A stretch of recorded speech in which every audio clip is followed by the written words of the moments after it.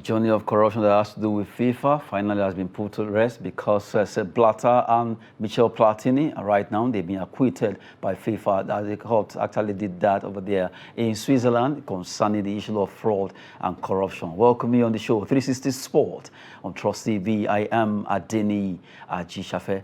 We'll be looking at that particular story as our first story because it's the news trendy right now. Well, joining me to talk sport this evening is Olawale Peters. Good to have you. Good evening, Adeni. It's a pleasure to be back to studio. Good one. Let's start with the story that actually broke out earlier on today, and it's been about Sepp Blatter, former FIFA president, and Michel Platini, France football legend, who was actually they were cleared of corruption charges by a Swiss court after the trials that went for 11 days, although everything began in 2011, thereabout, and issue of money here and there, 2 million euro, 300,000 euros, and all Swiss francs, and everything has been clear because of Sepp Blatter said, well, he may not be innocent of all that things, but this one, he's so sure that he's innocent, and good one that both of them have been acquitted now. Okay, it's a good one, and it goes by this saying that no matter how lies is painted and well decorated, one day the speedy trot of truth will overcome it. That is what I think happened. This happened since 2011 when Platini was preparing to take over from Sepp Blatter, who has spent 17 years managing FIFA. And there are some forces behind it that they look at it that, oh, this shouldn't be someone's heritage. You spent 17 years, and Platini has spent 8 years as UEFA president. So now you are leaving, you want to bring someone else to take over from you.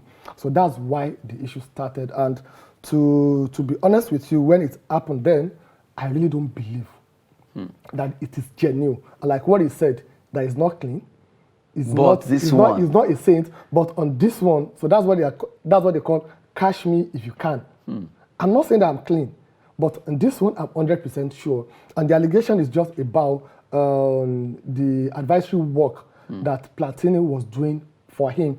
I think started from 1998. They was paying him some amount of money. And they said they agreed verbally to 300,000 Swiss francs, but there is no money. FIFA, they don't have money at that time, that they're going to pay when they have money, and when they have money, they paid. And who brought up these charges is a court from the United States of America. So I think that is everywhere they'll be putting their mouth. So that's the question. But I'm very happy that the case dragged. They gave them, they banned them. That actually came up, actually affected Blatter presidency that he had to drop. Yes, so affected Blatter and Platini, and that is why, that's the current FIFA president, who was the Secretary General to Platini, as the UEFA president became the FIFA president. So it's like, we have Kaba everywhere. Even in Nigeria here, I remember in Glass House, there was a time that money went missing, EFCC, ICPC, they went searching for the money. They couldn't see the crocodile they couldn't see the crocodile or the snake that swallowed the money. It is everywhere. But the good thing is that the process was followed duly. And for them to have spent 11 good days, day in, day out, they've looked at it nitty-gritty. Their own is very simple. That's what happened when it comes to court of law. Show me evidence that I did this. I'm guilty of this. If there's no evidence, it's not about rumor, I thought, maybe, probability, I heard. Bring out the evidence. Fact. That's truly, the fact and figure that truly the money that was paid to him is for corruption, kickback, or what have you. They couldn't prove it. They couldn't do that. So it's a very good one. And I think for we, the lover of sport in general, we should try as much as possible to remove politics from sport. Because during Blatter, sincerely, we don't have what we are having right now, the way they are mixing politics with sports. Football, sorry. We don't have it as at that time. I think it is high time to go back to those days. The question now is, will Platini now have what it takes to vie for president? Looking at the question you just asked, you look at Platini 67, Blatter is 86 now, and for the way the case ended, he said that, well, he knows that there are people that need to be questioned. He knows that there are people that are very corrupt. and they will be hearing from him. So we are going to be hearing another side of his own story, because I'm sure he's going to charge them too for the fact that they came up with that particular lawsuit, and now that he has been acquitted and discharged, now he too will go to the court and bring up the charges. So I'm very, very sure a lot of issues will be coming up now, because he said he has his own facts about this one, and he knows that some people were supposed to answer to the charges of corruption, and they should be waiting for him. Payback time. Yes, payback time. Okay, I think it's not going to be good for... My fear is that it will not be, because now when you draw the road actually draw the bush, and maybe the current FIFA yes, executive. it could be among them. It could be maybe those ones that have actually passed out or whatever. But I'm very sure that Michel Platini will come up with something. If we want to make sure, because 67 for him now, he can still vie. Yeah, definitely, and he still have the years ahead of him to do that. And however, I think they should not bring the game of football into disrepute. We shouldn't do that. It has happened, and luckily enough, you are not caught. And the one that you did, that you yourself, you said, okay, for this one, I'm playing. No, Blatter said that. No, yes, but this is Platini yes, now. I'm talking about Blatter. Blatter and Platini, they work hand in hand. So definitely, if they dig further with Blatter, probably Platini also... They will have his own soil in some things. Now, everything has been cleared now. You should just let it go. There's no need of you to be revengeful, because it will affect the integrity of the game of football, especially the World Cup that they want to play in Qatar. There are a lot of issues on ground. Someone actually said, by the time Infantino leaves, he should be waiting for his own brigade. That's the language he actually used. Nigerian journalists can find a way of coining words, that they are waiting for his own, because they know a lot of issues on ground. By the time he leaves, well, I know the man is coming back. He wants to contest too. No, he wants to contest also. He will try as much as possible to cover his track. And luckily for him, he has the likes of Amadou Pinnick with him, who we all know that when it comes to politics in football, he's one of the best brains. No, the best brain. But when it comes to administration in football, he has zero, as in 0. I just hope that everything goes well with football, because we've been looking at Blatter and Michel Platini's case.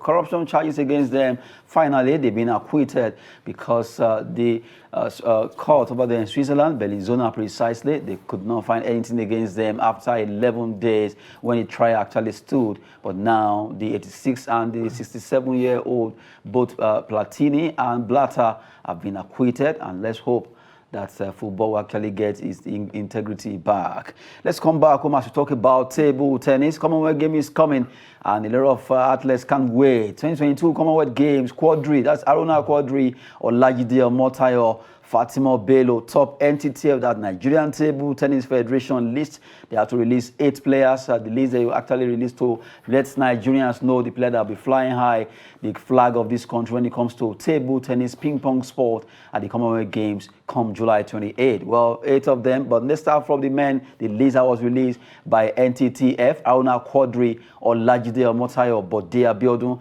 and Amadio Ome. Amadio Ome is the debutant. This is the first time he will be joining Nigerian team, and it's good. At least we have some old players actually retiring.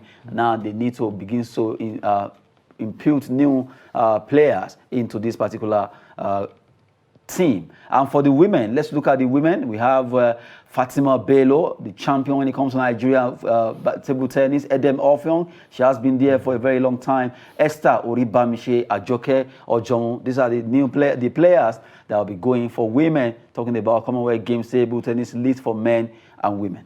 Yeah, it's a very good one. I'm not actually surprised. I'm only surprised about the new debutant that is going. And when you have the likes of Aruna Quadri, who is currently ranked 11th in the world, it's currently 11th in the world, and the best in Africa. So nobody's surprised that they are doing something different. Then if you look at Olajide Omotayo and Bode Abiodun also, they've been there in 2019. They won the All-African Games competition also. So that means we have 3 established players already, and it's now time for them to bring someone to support them in terms of Amadio who is going there as a debutant. He's going to learn from them. So transition will be much easier. So it's a very good one.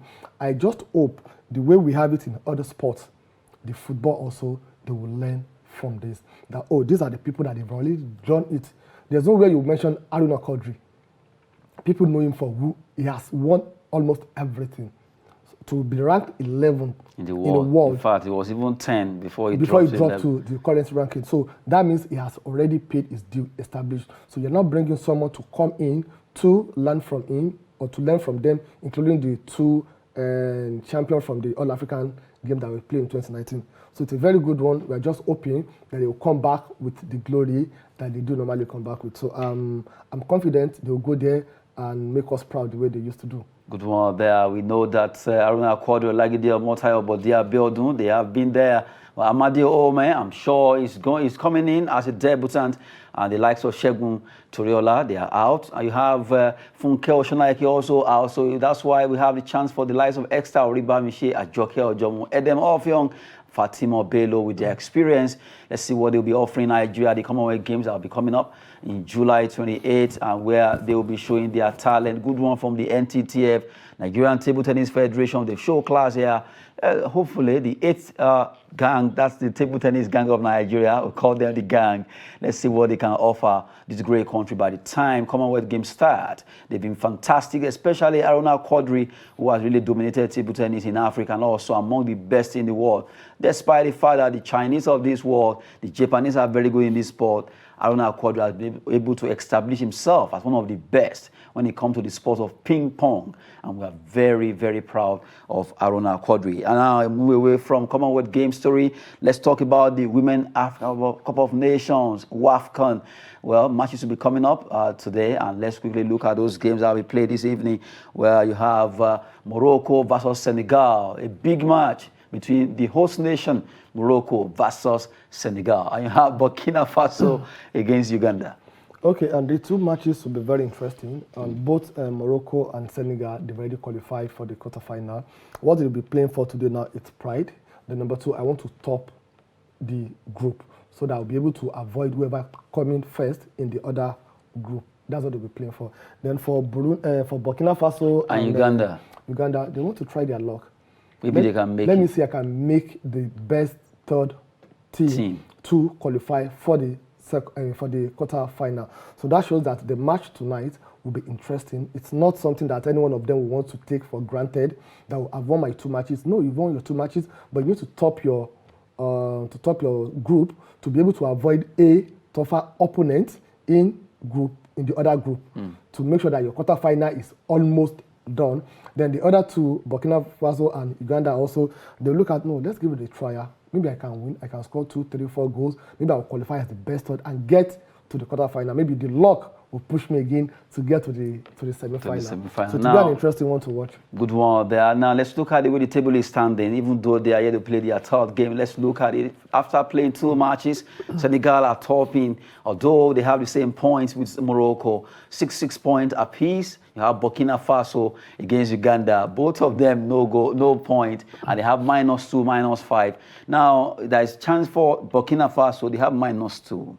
So if they can beat Uganda, hopefully they can make the third team. Yes, they can, because if you look at our own group also, Botswana, they are third and they have 3 points already.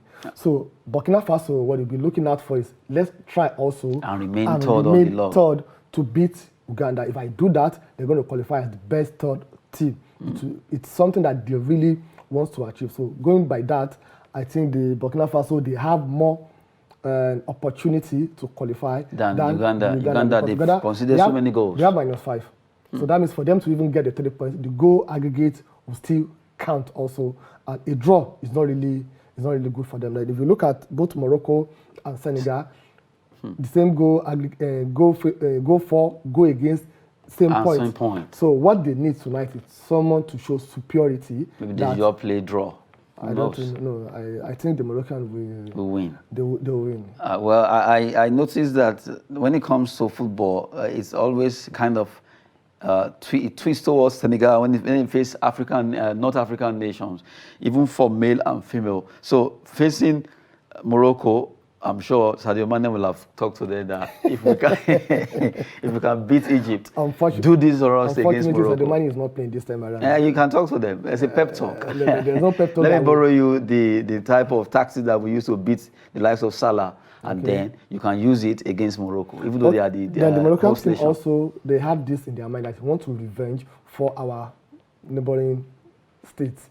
That's Egypt. That the same Senegalese dealt with twice on 2 occasions, final of the AFCON and the World Cup qualifier. They didn't allow them to go to the World Cup, so they'll be battle ready to deal with Senegalese. Or if it turns around that Senegal actually make.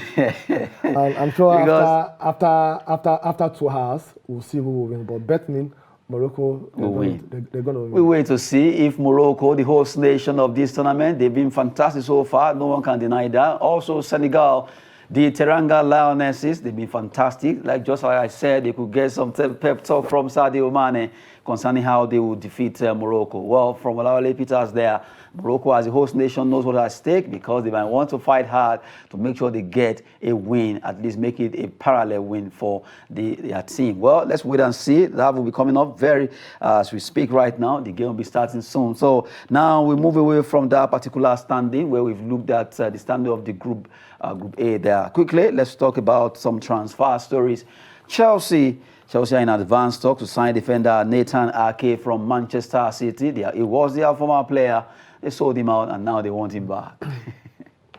Okay, I don't think Ake is the right defender that will take care of Rudiger. He's not that strong. That's the truth. And if you look at him at Manchester City, he didn't have that playing time with them. Area ball, it's not very strong.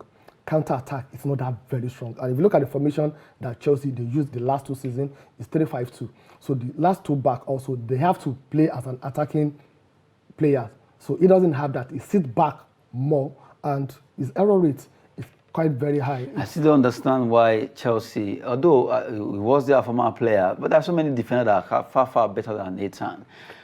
Coming back for him seems like you already know what this guy can do. It's all about availability. How many of them are available? Well, they could get some. At first, go to Portugal Yes, it depends on, well, actually, we don't know the reason why the coach is going for him. But we are just talking from maybe as a backup. It could be a backup player.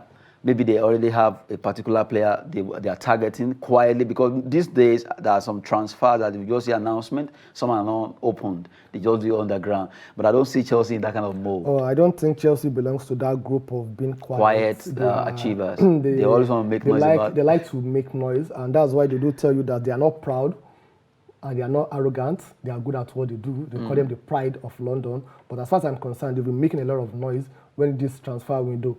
Look at Tottenham. Look at Manchester City. Quietly. Look at in fact, Spurs really surprised me. They've done a lot, but Chelsea today, they want to go for Ake. Tomorrow, they want to go for Rafinha. Day after tomorrow, they want to go for De Jong, Lewandowski, Ronaldo. The noise is too much. It's just seriously too much. Maybe that's why they call Chelsea noisemakers. I don't know. Somebody said. I think their supporters will answer you when you leave the studio. Oh my goodness. It's been confirmed. Yes, that's what they call them in Nigeria. They are noisemakers. Apologies to Chelsea fans out there, but who doesn't make noise? But really, when it comes to transfer, it's been one noise or the other concerning players they want to sign. They've mentioned Nathan Ake, a former player who went out, but now they want him back to at least start from where he dropped the better. And if you remember, that was how they got Lukaku back. It never worked out. Most of the times, I think one of the agents was talking and he said, at times when the player that leaves, any player that actually left your club, coming back is always like, what have you gone to do there? What do you do forget there? You want to go and pick or what? Okay, we shouldn't look at that also. We should look at even Ronaldo that left Manchester United. Maybe back. One of a kind. Let's look at Jose Mourinho also when he left Chelsea and went back again. Once you've already paid your dues, you've done yours, you move on, you move ahead. Forget about coming back. There'll be a lot of pressure on you. There'll be a lot of expectation on you. As long as you are doing very well where you are currently now, that you are coming in. Ake is not the one that the Chelsea team they really need to master their defense. That is the truth. You should get a player in the mood of Rudiger or better than Rudiger to that is to what replace they him. should be looking at, because they don't have back four. Thiago Silva is old. So who do they have again? Christensen has gone. Alonso has gone. Azpilicueta has gone. Rudiger has gone. So what do they have again? Maybe they should come to Nigeria, get some player from Eyimba, Nasarawa, Amazon. And you'll be surprised when they get there, they'll do very well. Because They will. They are hungry for success. But I still don't know. Seriously, let me ask you this question. Why is it that these clubs, these big clubs, so to say, don't even look at... They should just come to Nigeria and no, they can't come to Nigeria if there's no reason to come to the country. Number one, you have an avenue where you can showcase yourself. And they've been Nigeria qualified for the World Cup.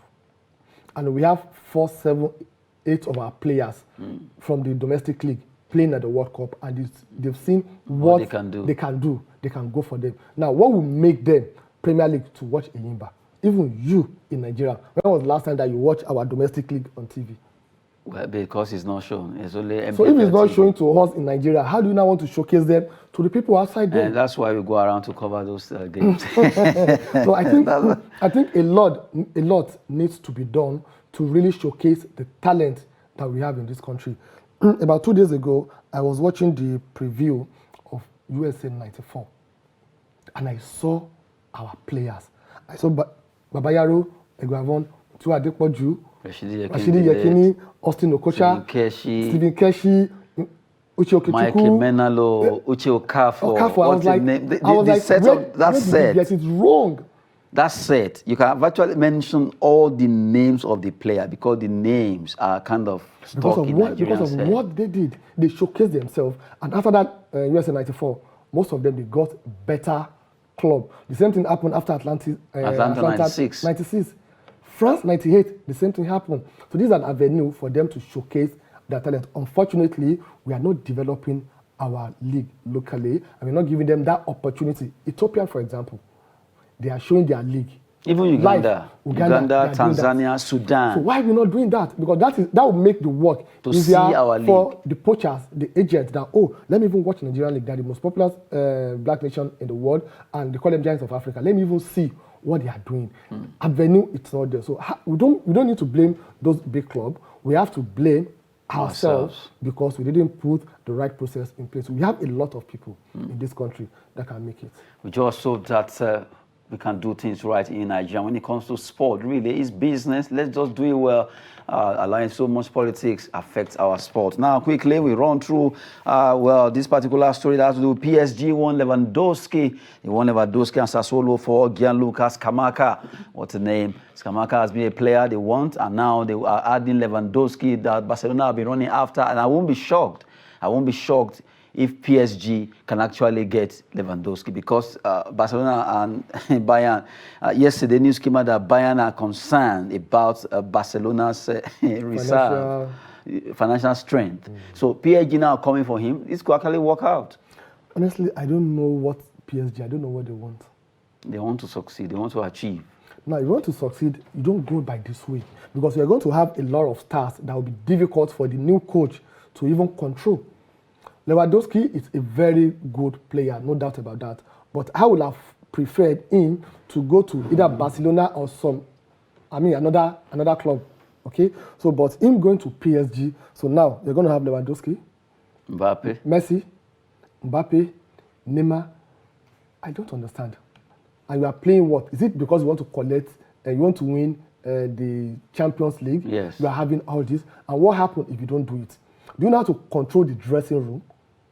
When there's an issue, a clash between Mbappe and Messi, for example, Neymar and Lewandowski, for example, you have different cabal. How do you want to play them? Do you want to play them out of their position? What formation do you want to use? Who is going to be the baller that when everybody has the ball, they will look up to? They will look up to Lewandowski and Mbappe. Mbappe, what about Messi? Messi is a senior man. Let him just be. So these are to coordinate. These are the issues that they are bringing upon themselves. Then Barcelona also, I think they should not chew more than they can bite, because right now, financially, they are. Is it not the same Barcelona that they are giving their pitch out for seminar, wedding? So financially, they are not strong. What they need to do is just to start developing their academy, start getting young players that can do what? That can transform the club back to what it used to be. But going for all these big names, I don't think it's and they don't even have the financial muscle to compete with either PSG even Arsenal. Arsenal has more money to compete when it comes to this transfer than Barcelona. And lastly, Manchester United could listen to offers for Cristiano Ronaldo. I mean, interest from Chelsea and Napoli. Those are the two teams right now that could be gunning for the talisman from Portugal. And if everything goes well, it could be the Blues, because I actually saw a particular story that said they are ready for £14 million offer. Are you saying that so that you appease the Chelsea fan that you call noisemaker? That's why you are saying No, I didn't know noisemaker. Okay, and actually, I think he has a better chance of going to Chelsea than Napoli. However, if Victor Osimhen should leave Napoli, because they already offer from Bayern Munich about £105 million that they want to get in. If Osimhen is leaving Napoli, definitely they want to get someone like Ronaldo. But the new owner of Chelsea is a businessman. He knows what's at He stake. knows what is at stake. If Ronaldo should leave Manchester United to Chelsea, the number of jerseys that will be sold in the first 1 week will take care of almost everything. So it's all about business.